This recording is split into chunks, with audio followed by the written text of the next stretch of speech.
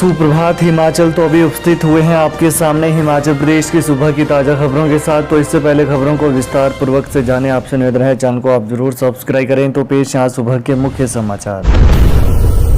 प्राकृतिक खेती की ओर बड़ा रुझान, 3 साल में रासायनिक उर्वरकों की खपत 90% कम। किसानों का प्राकृतिक खेती की ओर रुझान बढ़ रहा है। यही कारण है कि बिलासपुर जिले में पिछले 3 साल में कृषि विभाग के पास रासायनिक उर्वरकों की सरकारी खपत में 90% की कमी आई है। फसलों में रासायनिक उर्वरकों के उपयोग में कमी आई है। पिछले 3 साल से लगातार कृषि विभाग के पास आने वाले रासायनिक उर्वरकों और कीटनाशकों की खेप में कमी आई है। विभाग के पास हर साल 80 से 90 लाख रुपए के रासायनिक उर्वरक पहुँचते थे। अब यह आंकड़ा 10 से 12 लाख तक पहुंच गया है। इनमें स्प्रे पंप और अन्य उपकरण भी शामिल हैं। कृषि विभाग के अधिकारियों के अनुसार पूरे देश में प्राकृतिक खेती को बड़े स्तर पर बढ़ावा दिया जा रहा है।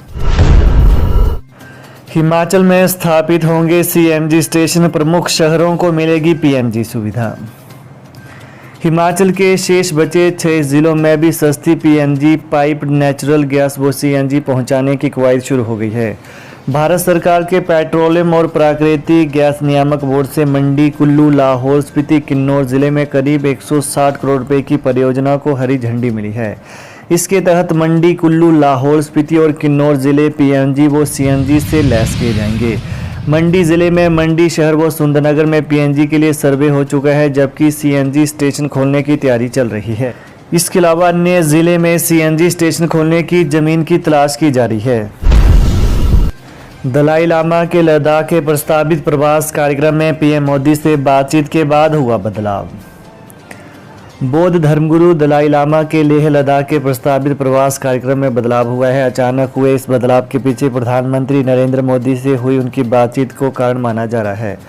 बता दें कि 6 जुलाई को अपने जन्मदिन पर धर्मगुरु दलाई लामा प्रधानमंत्री नरेंद्र मोदी के साथ वीडियो कॉल के जरिए लगभग 10 से 15 मिनट तक लंबी बातचीत हुई थी। इस बातचीत के बाद ही धर्मगुरु दलाई लामा ने लेह लद्दाख के अपने प्रवास कार्यक्रम में बदलाव किया है। दलाई लामा का लेह लद्दाख का आधिकारिक प्रवास कार्यक्रम पहले 21 से 23 जुलाई तक तय था। भारी बारिश का कहर, आंखों में आंसू, कंधे पर सामान लेकर खाली की 113 मकान। आंखों के सामने पाई पाई बचाकर जोड़ा सामान बहते और घरों को छोड़कर जाने पर लोगों की आंखें नम हो गई। यह मंजर पिछले कल मंडी शहर में दिखा। जिला प्रशासन ने ब्यास और अन्य सहायक नदियों में बाढ़ की स्थिति के दृष्टिगत 113 मकानों को खाली करवाया है। लोहर भ्यूली में कुछ घर ब्यास की जद में आ गए हैं। यहाँ कुछ घरों को खतरा बना हुआ है। वहीं कई लोगों के खून पसीने से बनाए गए आशियाने ब्यास की तेज धारा में बह गए। इस बीच लोग सामान बहते हुए देखकर सिसकते रहे। कई लोगों को नम आंखों के साथ घर छोड़ने पड़े। देखते ही घर जलमग्न हो गए। वहीं मंडी शहर के भ्यूली में प्रशासन की ओर से लोगों को उनके मकान खाली करने के निर्देश जारी किए गए। खतरे की जद में आए मकानों को छोड़ने के लिए लोग तैयार नहीं थे। बहुत से लोग अपने सामान को निकालने में जुटे रहे। भारी बारिश के बीच कई महिलाएं बच्चों के साथ रोती हुई अपने सामान और घरों को बहते हुए देख रही थी, जिसे देखकर हर कोई अपने आंसू नहीं रोक पा रहा था। बहुत से लोगों ने प्रशासन और सरकार से अपना दुख जताया और खरी खोटी भी सुनाई। हिमाचल में 10 जुलाई को सामान्य से 1009% अधिक बरसे बादल, कई रिकॉर्ड टूटे। हिमाचल प्रदेश में जुलाई के शुरू में ही बारिश ने कई रिकॉर्ड तोड़ दिए हैं। 10 जुलाई को प्रदेश में सामान्य से 1009% अधिक बारिश हुई। एक दिन में प्रदेश में औसत 92 मिलीमीटर वर्षा रिकॉर्ड की गई। सामान्य तौर पर इस अवधि में 8.3 मिलीमीटर वर्षा ही होती है। वहीं ज़िलों की बात की जाए तो जुलाई में अब तक ऊना ज़िला में सबसे ज़्यादा यानी 1608% वर्षा हुई है, जो 138.4 मिलीमीटर है। यहाँ पर सामान्य वर्षा 8.1 डिग्री सेल्सियस आंकी जाती रही है। इसी तरह से लाहौल स्पीति की बात करें तो यहाँ 1778% अधिक वर्षा हुई है, यानी यहाँ 86.4 मिलीमीटर वर्षा हुई, जबकि यहाँ पर औसत वर्षा 4.6 मिलीमीटर होती है। कुल्लू में सामान्य से 1524% वर्षा हुई, यानी 95.8 मिलीमीटर वर्षा हुई, जो सामान्य तौर पर 5.9 मिलीमीटर होती है। इसके बाद शिमला में सामान्य से 1269% ज़्यादा बारिश हुई। बीबीएन के उद्योगों को 100 करोड़ की चपत, नहीं हो पा रही कच्चे तैयार माल की आपूर्ति, आधा घटा उत्पादन। आसमान से बरसी आफत ने औद्योगिक क्षेत्र बीबीएन के उद्योगों को 100 करोड़ से ज़्यादा की चपत लगा दी है। बारिश के कारण उपजे हालातों की वजह से बद्दी, बरोटीवाला व नालागढ़ के उद्योगों में न तो वर्कर पहुंच पा रहे हैं, न ही तैयार व कच्चे माल की आपूर्ति हो पा रही है। नतीजन उद्योगों में उत्पादन घटकर 50 से 60% रह गया है। दरअसल औद्योगिक क्षेत्र बीबीएन, खासकर बद्दी, बरोटीवाला में पानी के सैलाब ने जमकर उत्पाद मचाया है। सड़कें, पुलों के क्षतिग्रस्त होने के बाद उद्योगों में कामकाज लड़खड़ाने लगा है।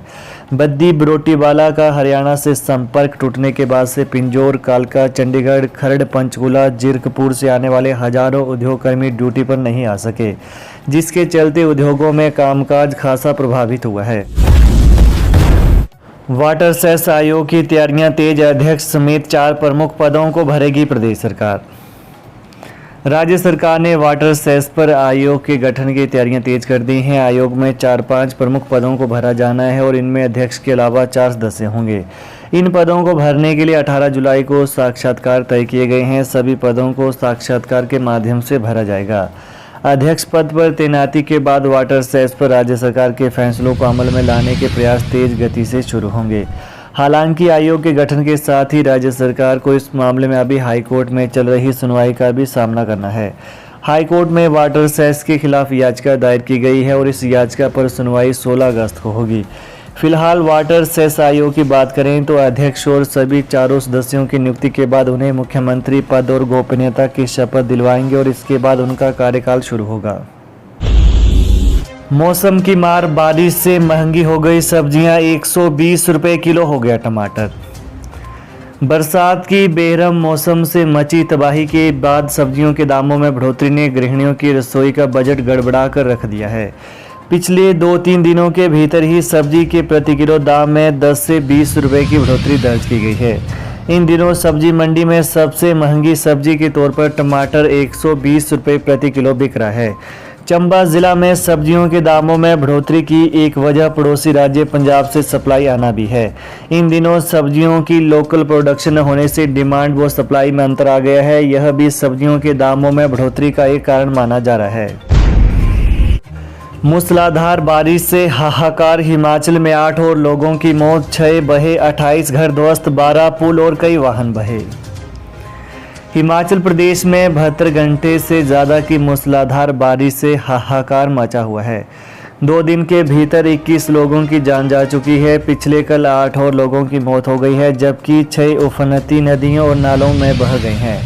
बीते 24 जून को हिमाचल पहुंचा मानसून अब तक 63 लोगों की जान ले चुका है। वहीं भारी बारिश के चलते श्रीखंड महादेव की पवित्र यात्रा भी स्थगित कर दी है। बता दें कि बीच राह में टेंटों में फंसे यात्रियों को मौसम साफ होते ही वापस लाया जाएगा। पिछले कल कुल्लू जिला में फिर बादल फटा है। लग घाटी के फलान में बादल फटने से 100 बीघा जमीन बह गई है। सरकारी तार स्पेन भी क्षतिग्रस्त हो गया है। तो ये हैं आज सुबह के मुख्य समाचार। तो प्रदेश की ताज़ा खबरों को पाने के लिए चैनल को आप जरूर सब्सक्राइब करें। धन्यवाद।